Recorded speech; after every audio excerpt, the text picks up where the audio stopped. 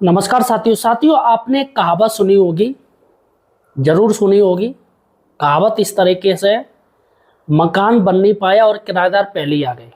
जी हाँ साथियों, अभी टेट विभागीय टेट की शुरुआत भी नहीं हो पाई है, लेकिन विवाद पहले से ही आने लगे। जी हाँ साथियों, और विवाद कौन कर रहे हैं? अपने ही लोग। वो नहीं चाहते कि टीचर का विभागीय टेट हो। साथियों, आज मैं आपको बताने जा रहा हूं कि शिक्षा मित्रों ने भी ये मांग की है कि विभागीय टेट में उनको भी बैठाया जाए। वो भी मांग कर रहे हैं, चूंकि साथियों सरकार सिर्फ और सिर्फ शिक्षकों को विभागीय टेट में बैठाना चाहती है। और पंजाब में जो विभागीय टेट हुआ है उसमें 100% टीचर्स पास हो गए। और पंजाब के विभागीय टेट में तमाम उन्हीं के डिपार्टमेंट के टीचर्स ने आरोप लगाए हैं सरकार पर। आखिर क्या आरोप लगाए वो भी इस वीडियो में आपको बताऊंगा।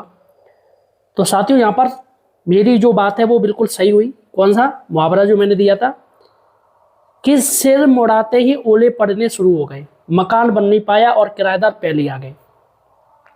साथियों, आज हम बात करेंगे क्या सच में विभागीय टेट अगर होता है तो क्या एनसीटी से मान्य करेगी? क्योंकि फिलहाल साथियों विभागीय टेट को लेके कई जो पास्ट में कई कई बातें हुई हैं वो अब उखड़ के सामने आ रही हैं।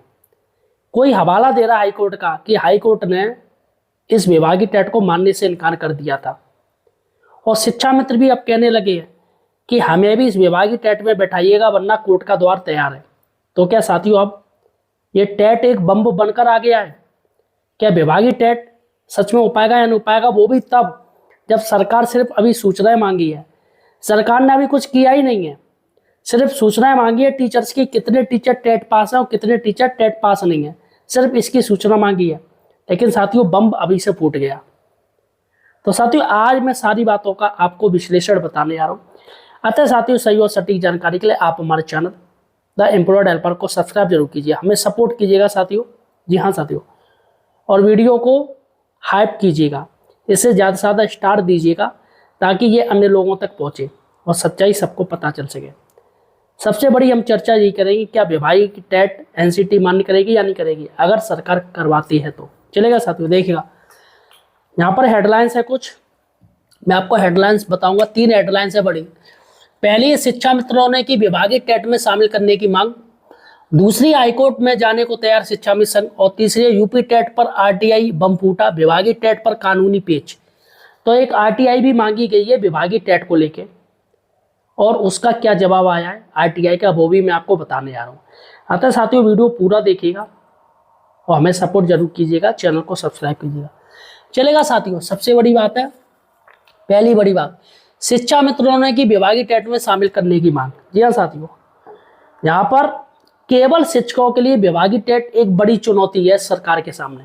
सरकार किस तरीके से मैनेज करेगी ये बहुत बड़ी बात है। क्योंकि साथियों पंजाब के अलावा और तमिलनाडु के अलावा पंजाब के अलावा अभी तक कहीं पर विभागीय टेट नहीं हुआ है, और बाकी के राज्य तैयारी कर रहे हैं विभागीय टेट के लिए। लेकिन साथियों सबसे बड़ी बात है, केवल शिक्षकों के लिए ही टेट करवाना बड़ी टेढ़ी खीर है। और वैसे भी आप लोग जानते हो यूपी में टेट किस तरीके से होता है, कई कई साल लग जाते तब जाके टेट हो पाता है। सुपर टेट अभी तक नहीं हो पाया, 7 साल हो गए।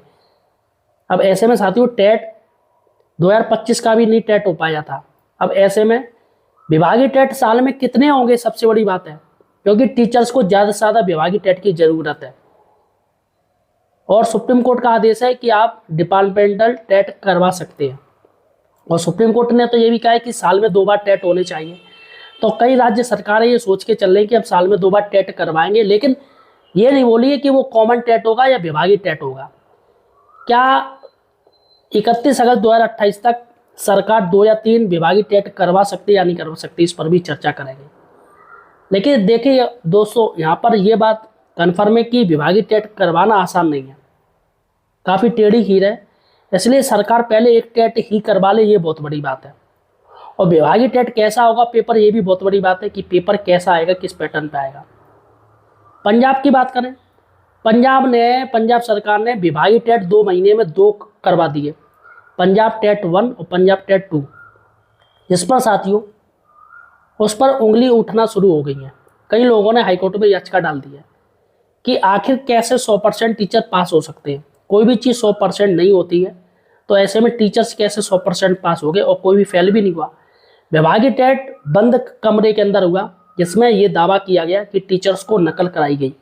पंजाब सरकार ने खूब नकल करवाई है, इसलिए 100% रिजल्ट रहा है, और जबकि 100% कुछ भी नहीं होता है, कोई भी रिजल्ट आज तक 100% नहीं हुआ है।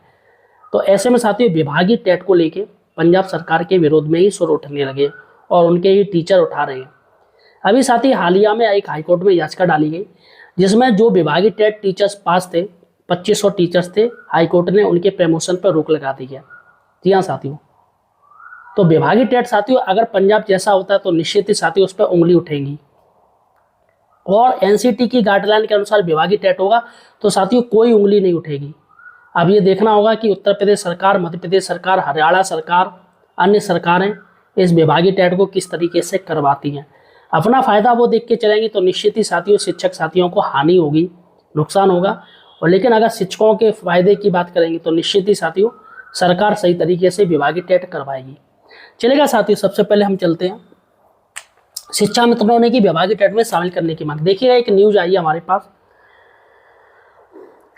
बेरोजगारों या शिक्षा मित्रों को बाहर रखने पर विवाद होना तय, गाइडलाइन बनी बाधा। यहाँ पर साथियों विवाद होना तय है। और मैं आपको एक बता दूं, किसी ने मुझे कमेंट में पूछा था कि सर क्या सीटेट में एक्स्ट्रा जो नंबर दिए जाएंगे, राज्य सरकार जो सोच रही है, क्या वो नंबर मिलेंगे? देखिएगा सीटेट केंद्र सरकार का है, राज्य सरकार से कोई मतलब नहीं है। तो राज्य सरकार की गाइडलाइन वो टेट में चलेगी, और सीटेट की गाइडलाइन जो कि केंद्र सरकार की गाइडलाइन है वो सीटेट में चलेगी। दोनों को आपस में हम मिला नहीं सकते। देखिएगा केवल शिक्षकों के लिए विशेष टीटी सरकार के लिए चुनौती। पहले उर्दू की विशेष टीटी को एनसीटी ने गलत माना था, सरकार ने विशेष टेट के लिए निदेशक से मांगी है सूचना। अभी सूचना मांगी गई, देखिएगा न्यूज देखिएगा। चुनावी साल में सेवारत प्रसिद्ध शिक्षकों को तोहफा देते हुए प्रदेश सरकार विशेष टेट कराने पर विचार कर रही है, लेकिन इसे कराना चुनौतीपूर्ण साबित होगा। सुप्रीम कोर्ट के 1 सितंबर 2025 और उसके बाद के फैसले के बाद सरकार यह कदम उठाने जा रही है ताकि हजारों शिक्षकों की सेवा बनी रहे। सर्वोच्च न्यायालय ने 2 टूक कहा है कि आरटीई लागू होने से पूर्व से कार्यरत शिक्षकों को भी टेट करना अनिवार्य है। इस बीच महत्वपूर्ण कानूनी सवाल है, क्या आरटीई के तहत टीटी में बैठने के पात्र योग्य अभ्यर्थियों को विशेष टेट के आवेदन से वंचित किया जा सकता है? राष्ट्रीय अध्यापक शिक्षा परिषद एनसीटी ने अपने दिशा निर्देश में स्पष्ट कहा है कि टीटी सभी न्यूनतम शैक्षणिक योग्यता रखने वाले पात्र अभ्यर्थियों के लिए खुला होना चाहिए। परीक्षा का आयोजन केंद्र और राज्य सरकारें करेंगी, पर एनसीटी के दिशा निर्देशों का पालन अनिवार्य है। इसमें पारदर्शिता, सुरक्षा और समान अवसर पर विशेष बल दिया गया है। सरकार यदि विशेष टेट यानी शिक्षा मित्र और अन्य पात्र अभ्यर्थियों जैसे नए युवा उम्मीदवारों को पूरी तरह बाहर रखती है तो यह आरटी एक्ट का 2009 का उल्लंघन होगा, क्योंकि एनसीटी टेट को सभी योग्य व्यक्तियों के लिए न्यूनतम बेंचमार्क मानती है, न कि केवल इन सर्विस शिक्षकों तक सीमित है। उधर शिक्षा मित्र भी अपनी लंबी सेवा का हवाला देते हुए लंबे समय से विभागीय टेट की मांग कर रहे हैं। वर्ष 2014 में उत्तर प्रदेश सरकार ने हिंदी, उर्दू और संस्कृत की भाषा टीटी से कराई थी, जिसमें एनसीटी के दिशा निर्देशों का उल्लंघन करते हुए निबंधात्मक प्रश्न पूछे गए थे। उर्दू उत्तीर्ण लगभग 6000 बेरोजगारों को नौकरी भी दी थी। उक्त भाषा टेट को नूतन ठाकुर ने जनहित याचिका में चुनौती दी थी, जिसमें उत्तर प्रदेश सरकार ने कहा था कि वे भविष्य में, ध्यान दीजिएगा, वे भविष्य में एनसीटी के दिशा निर्देशों के अनुसार ही टीटी आयोजित करेगी, जिस पर उच्च न्यायालय ने नियुक्त हो चुके शिक्षक शिक्षिकाओं को राहत प्रदान कर दी थी। इसी तरह से भाषा टेट को निरस्त तो नहीं किया, लेकिन सरकार को उच्च न्यायालय ने ऐसी गलती न दोहराने की हिदायत दी थी। ऐसे में विशेष टेट कराना सरकार के लिए अग्नि परीक्षा साबित होगी। तो साथियों सबसे बड़ी बात है कि कई शिक्षा मित्रों का कहना है कि वह हाईकोर्ट में जाने को तैयार है। फिलहाल साथियों अभी मौके की बातें हो रही हैं, हमारे पास ऑफिशियल लेटर नहीं है, लेकिन ऐसी दबी जुबान पे बातें हो रही हैं कि शिक्षा मित्र इस विभागीय टेट के खिलाफ हाईकोर्ट जा सकते हैं और उनकी मांग है कि हमें भी विभागीय टेट में शामिल कराया जाए। चलेगा साथियों, सबसे बड़ी बात है यूपी टेट पर आरटीई बम फूटा, विभागीय टेट पर कानूनी पेश। जी हाँ साथियों, देखिएगा हमारे पास एक मैसेज आया है और इस मैसेज का मैं दावा नहीं करता हूँ। पहली बात मैं बता दे रहा हूँ, इस मैसेज पर मैं दावा नहीं करता हूँ, ना इस मैसेज की मैं सच्चाई कबूलता हूँ। और विभागीय टेट होना ना होना ये सरकार का नीतिगत निर्णय है, इस पर मैं किसी तरीके की कोई टिप्पणी नहीं करता हूँ। लेकिन हमारे पास एक मैसेज आया है और ये मैसेज आपके लिए जानना बहुत ज़रूरी है। आखिर क्या है वो आरटीई जवाब, क्या मांगा गया, पता चले बाद में ये आरटीई जवाब सही हो जाए। इसलिए आपको ये जानना जरूरी है। देखिएगा, यूपी टेट पर आरटीआई बम फूटा, विभागीय विशेष टेट पर फंसा कानूनी पेच, बेसिक शिक्षा विभाग में सिविल वार तय। लखनऊ, न्यूज ब्रेक मीडिया ऐसा दावा कर रही है, मैं दावा नहीं कर रहा हूं बल्कि न्यूज ब्रेक मीडिया दावा कर रही है। उसका कहना है उत्तर प्रदेश के बेसिक शिक्षा विभाग में एक बार फिर बड़े कानूनी विवाद के संकेत मिल रहे हैं। हाल ही में आए एक आरटीआई के जवाब ने सरकार के उस संभावित फैसले पर सवाल निशान लगा दिए जिसके तहत किसी विशेष वर्ग या विभागीय स्तर पर विशेष टेट यानी स्पेशल टेट कराने की चर्चाएं चल रही थीं। सूत्रों के मुताबिक आरटीआई के आधिकारिक जवाब में साफ कहा गया है कि देश में शिक्षक पात्रता परीक्षा टेट को लेकर जो भी निर्णय होगा वह राष्ट्रीय अध्यापक शिक्षा परिषद यानी एनसीटी की गाइडलाइन के अनुसार ही होगा। नियमों के मुताबिक विशेष टेट या विभागीय टेट जैसा कोई प्रावधान अस्तित्व में ही नहीं है, ऐसा आरटीआई में जवाब दिया गया। ठीक है, जानकारों का मानना है यदि सरकार किसी विशेष वर्ग को लाभ पहुंचाने के लिए ऐसा कोई कदम उठाती है तो वह खुद के लिए बड़ी मुसीबत मोल ले लेगी। एनसीटी नियमों के उल्लंघन पर कोर्ट कचहरी तय, ये साथियों ऐसा दावा किया जा रहा है। कानूनी विशेषज्ञ और शिक्षक भर्ती के जानकारों का कहना है टेट परीक्षा आयोजित करने के मानक पूरी तरह से एनसीटी द्वारा तय किए जाते हैं। नियमों के अनुसार जो भी अभ्यर्थी टेट के लिए तय शैक्षणिक व अन्य अर्हताएं रखते हैं उन सभी को परीक्षा में बैठने का अधिकार है। यदि सरकार कोई विशेष टेट आयोजित कराती है और उसमें सामान्य या अन्य योग्य अभ्यर्थियों को प्रतिभा करने से रोकती है तो इस निर्णय का अदालत में चुनौती दिया जाना बिल्कुल तय है। सिविल वार जैसी स्थिति और शिक्षा मित्रों का अधिकार, यह पूरा मामला उत्तर प्रदेश के बेसिक शिक्षा विभाग के भीतर एक प्रशासनिक सिविल वार यानी आंतरिक टकराव की स्थिति पैदा कर सकता है। चर्चा यह है कि पूरी कसरत कुछ नियुक्तियों को बचाने के लिए की जा रही है, लेकिन इस बीच एक बड़ा पेच उन शिक्षा मित्रों का फंस गया है जो पहले से टेट पास है।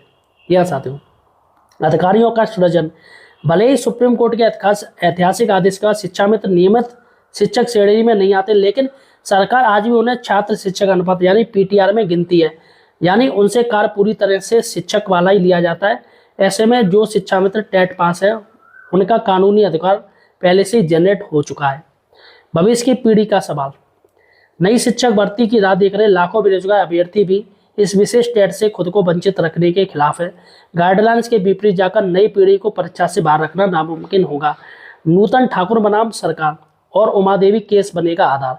कानूनी मोर्चे पर सरकार का यह कदम टिकना बेहद मुश्किल नजर आ रहा है क्योंकि इसके पूर्व कई बड़े अदालती फैसले मौजूद है। आप कौन कौन से अदालत फैसले हो चुके हैं वो मैं आपको बता रहा हूँ। पहला है नूतन ठाकुर मामला, डिवीजन बेंच का है। पूर्व में आए इस फैसले में सरकार के पॉलिसी मैटर को चुनौती दी गई थी। उक्त वक्त खुद एनसीटी ने माना था कि उर्दू का विशेष टेट पूरी तरह गलत था। अदालत ने तब सख्त हिदायत दी थी टीटी केवल और केवल एनसीटी नियमों के अनुसार ही हो सकता है।